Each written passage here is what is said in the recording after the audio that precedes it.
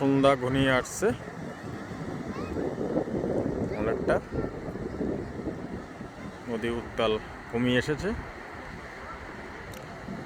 আমাদের বাড়িও যাওয়ার সময় হচ্ছে। আমরা এখন বাড়ির উদ্দেশ্যে রওনা হব। সবাই খাওয়া দাওয়া শেষ করব।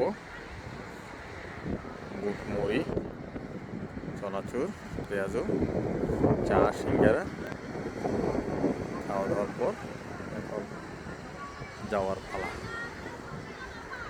সবাই মিলে এখানে একত্রিত বসে আমরা চা নাস্তা করেছি, খাওয়া খেয়েছি।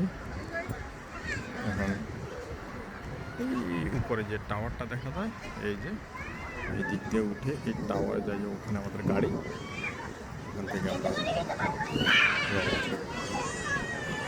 খোদা হাফেজ।